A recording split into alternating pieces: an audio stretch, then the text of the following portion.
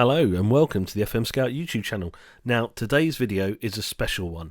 If you remember, a couple of weeks ago we offered you guys the opportunity to create a video for FM Scout with the best entry featuring on the channel. Now, having content on the FM Scout channel provides an excellent platform to get exposure for your own channel and also to highlight to a large audience your skills at being creative and coming up with good quality content. It's worth noting that at the time of recording this, FM Scout has 21,000 subscribers, so not a small deal by any means.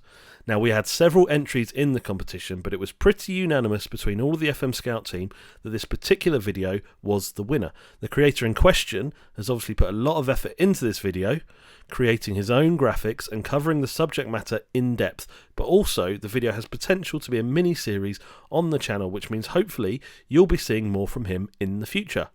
So without further ado, the winner of the FM Scout competition is OliPlays. So make sure you show him some love and hope you enjoy the video. Hey guys, my name's OliPlays and welcome back to the FM Scout YouTube channel. Today I'm going to be bringing you a video called Leagues in Focus. What is Leagues in Focus? Well, basically I'm going to be looking at some of the lesser known leagues in the world and breaking them down for you.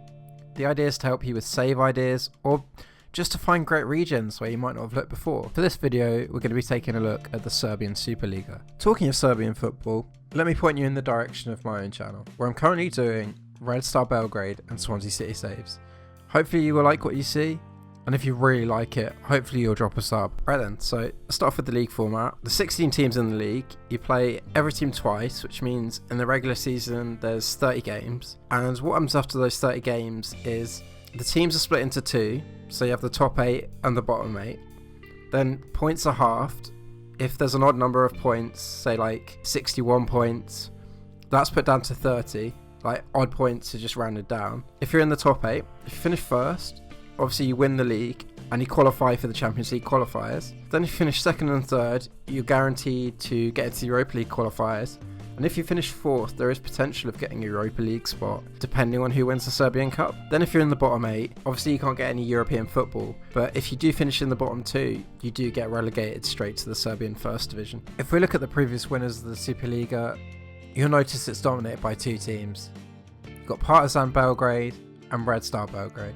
No other teams actually won it since 1997-98, which is about 19 years ago.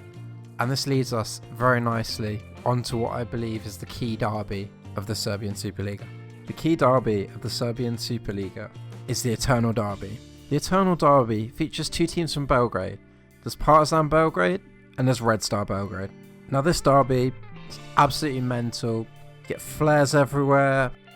It's a very dangerous place to be. In 2009, it was rated as the 4th greatest rivalry of all time, so it's a pretty big one. And the derby also brings me on very nicely to the tier list. You've seen that Partizan and Red Star have been dominating Serbian football, so they're in tier A. No other team has been close to them in recent years.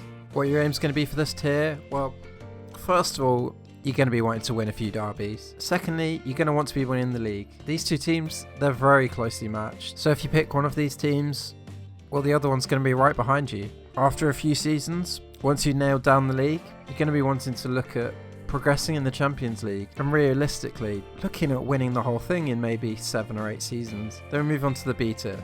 In the B tier, you're going to be fighting for those Europa League spots. You're going to be fighting for the guaranteed spots because 4th place, anybody could win the Serbian Cup. We know what knockout rounds are like. You're going to be battling for a top 3 spot in the first season, and maybe from the second season onwards, you're going to be looking at challenging Partizan and Red Star for the league. Obviously, eventually you're going to be aiming to win the Champions League, but if you want a bit of a challenge, well, Vojvodina and Kukuriki, they're both very well established clubs. Then we look at Tier C. If you're good at the game, you might well be able to challenge for those European spots early on. There's not too much between B tier and C tier. It's very hard to differentiate. So maybe you're looking at doing well in the cup or sneaking a 4th place. You've got every chance with one of these clubs, but at the same time, it's a double-edged sword. You've got to be very careful of the clubs in the tier below you, because as I say, there's not much of a gap between Serbian teams. If you're not doing well, you could easily fall into top 8, and maybe even get relegated.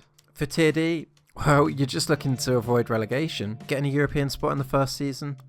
It's not impossible, but it's a really tough ask. Now, what you might not know about the Serbian League is if you're there for 3 years, you gain a second nationality. Well, what does that mean? It means if you're struggling to get a work permit, for example, if you're an English team, you've had Brexit, you've got this great Brazilian wonder kid, but you can't get a work permit, send him to Serbia. He'll get a second nationality, work permit will be easy. But while he's in Serbia, you want him to be getting the best training possible. So if you look at this graphic, instantly you'll notice the place you want to go to is Partizan Belgrade. They've got excellent training facilities, which is 2 stages above the next best, where you've got Red Star and Vojvodina are impressive. The only other club with decent training facilities is Kukuriki. They've got good facilities, bit better than the rest of the league, but they're still not incredible. It's still worth sending out a player on loan if you need a work permit to any of these clubs. Of course, after the training facilities, well, let's go on to the youth facilities. Clubs with good youth facilities here, well, these are going to be the places where you want to look for the next great wonder kid. Again, Partizan leads the way. They've got excellent youth facilities, but the gap between Partizan and the competition is a bit narrower when it comes to youth facilities. Red Star and Vojvodina, both great. You're going to get some pretty darn good regens from there regardless. Then the other 2 to look out for, well, Kukuriki are there again. They've got good facilities. And in the rest of the league, well, Rad, they've got good youth facilities. So why not have a look there? Maybe you'll find a great prospect. In the background, I'm just going to show you some screenshots of all the facility pages for the different clubs. If there's anything I've missed, then pause the video, have a look at that, and I'll see you in a second for the best 11.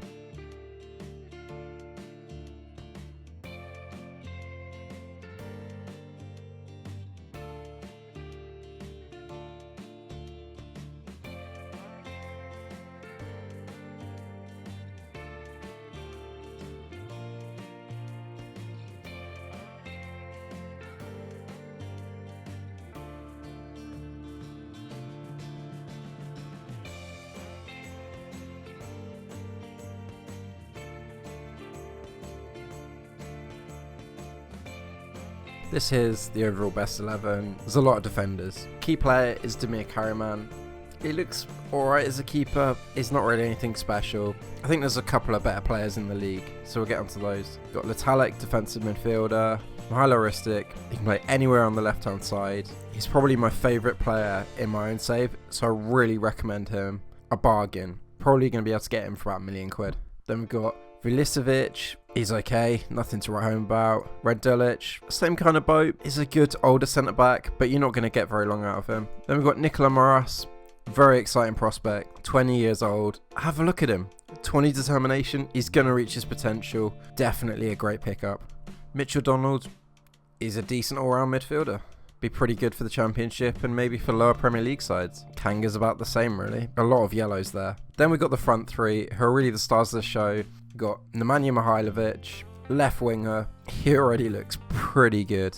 His determination's not too bad. He's going to be a hell of a player. And again, he'll be pretty cheap.